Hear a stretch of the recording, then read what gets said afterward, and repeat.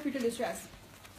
Fetal indication में एक ही fetal indication है, दैट इज फीटल डिस्ट्रेस। जब भी फीटल डिस्ट्रेस हो, सीटीजी खराब हो, मेकोनियम पास करो बेबी, तो आप इंस्ट्रूमेंटेड डिलीवरी करते हैं, क्योंकि जितना आप लॉन्ग सेकंड स्टेज को करेंगे इतना ही हाइपोक्सिया और होगा, पेशेंट का एनआईसीयू एडमिशन और मोर्टेलिटी का चांसेस बढ़ जाएंगे। समझ? Okay, what are contraindications, what are prerequisites and what are contraindications.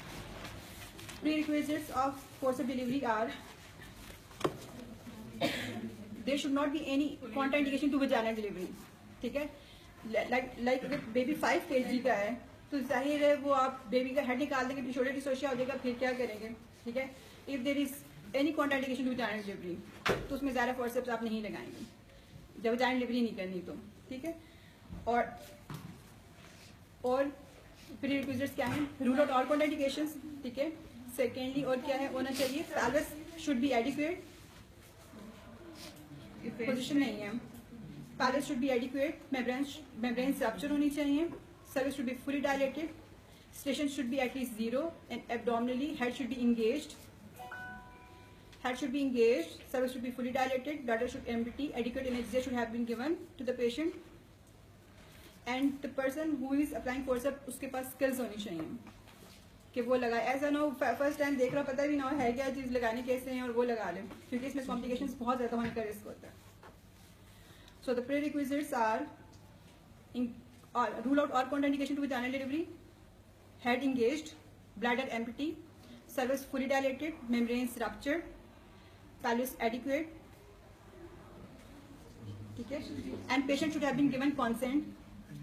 Patient को आप इन्फॉर्म कंसल्टेंट को इन्फॉर्म करेंगे ये मसला है, हम ऐसे इसलिए लगा रहे हैं, बच्चे देखी जाएगा खराब है, हम इंस्ट्रूमेंट डिलीवरी करने लगे। हमारे लेबरों में आपको यूजुअली कॉन्सेंट लेते हुए हम नजर नहीं आएंगे, क्योंकि हमारे पेशेंट्स का आईक्यू और वो एजुकेशन लेवल इतना है नहीं कि उनको हम समझाने में टाइम वेस्ट करें। और जब हमने लगाने हैं तो हमने लगाने ही लगाने हैं, क्योंकि अगर +1 पे +2 पे हेड है ज़रा सीजरियन तो बहुत हाई रिस्क है, इसमें सीजरियन करना तो और मुश्किल है, तो हमने लगाने ही। पेशेंट कह भी नहीं बस मैं सीजरियन कर दें, हाँ पेशेंट चीख रहे होते हैं, कहते हैं ऑपरेशन कर दें, ऑपरेशन ज़रा हम नहीं कर सकते, हमें पता नहीं कर सकते, उसमें मुश्किल है। ओके, इंडिकेशन प्रीरिक्विजिट्स दोनों के सेम हैं, फोर्सेप्स और इसके। कॉन्ट्राइंडिकेशंस, ठीक है, कहाँ कब नहीं लगाना चाहिए? When the cervix is not fully dilated, membranes are present, phallus is not adequate। ठीक है, इन सब चीज कंडीशन जो प्रीरिक्विजिट्स हैं उनमें जो भी चीजें, अगर वो चीजें नहीं है, पेशेंट अगर कॉन्सेंट नहीं देती है, phallus नहीं एडिक्वेट है, उनकी ऑपोजिट जो है वो कॉन्ट्राइंडिकेशन चाहे आप नहीं लगाएंगे उसमें।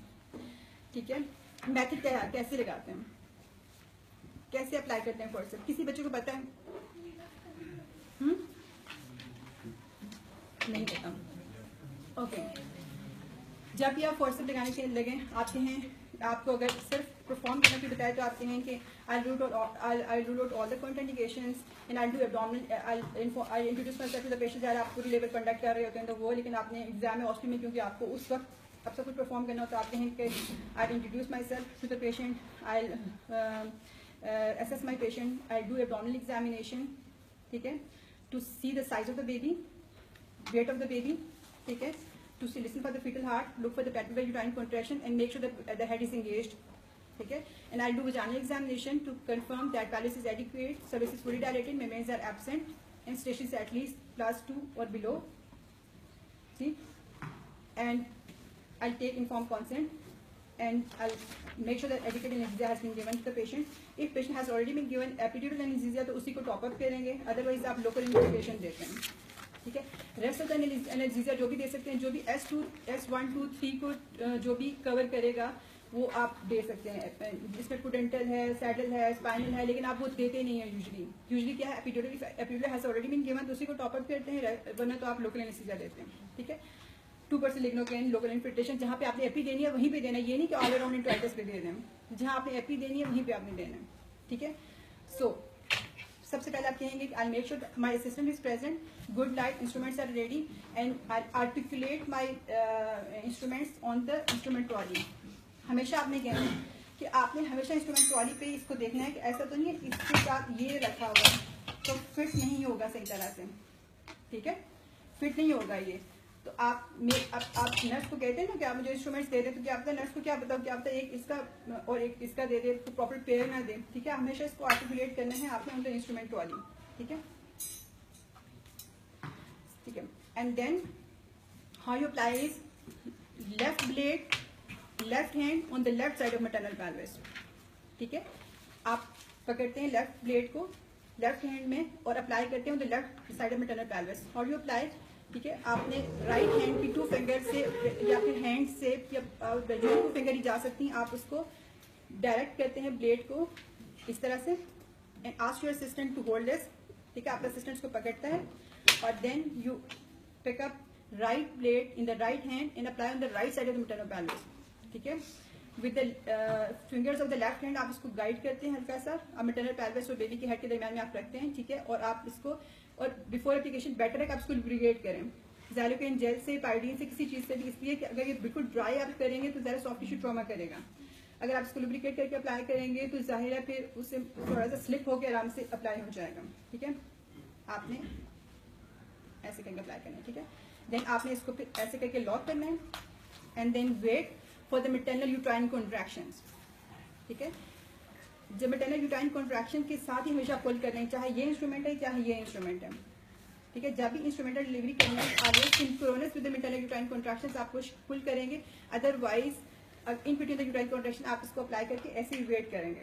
ठीक है, so for the low cavity forceps station should be at least +2 और बिलो. ठीक है, for the Wrigley's forceps it should be +3. हम प्रैक्टिकली +1 पे भी लगा लेते हैं, लेकिन बुक्स आपकी बुक्स 10 टीचर और बाकी बुक्स मेंशन करती हैं कि लो कैविटी फोर्सेप्स का स्टेशन +2 होना चाहिए, +2 से ऊपर नहीं होना चाहिए. ठीक है, लेकिन हम +1 इवन 0 पे तो नहीं लगाते यूजुअली, लेकिन +1 +2 दोनों पे लगा लेते हैं. ठीक है, then with the uterine contraction what you do is you pull, और बिल्कुल मैकेनिज्म ऑफ लेबर जैसा होता है, आप पुल करते हैं बैकवर्ड एंड डाउनवर्ड.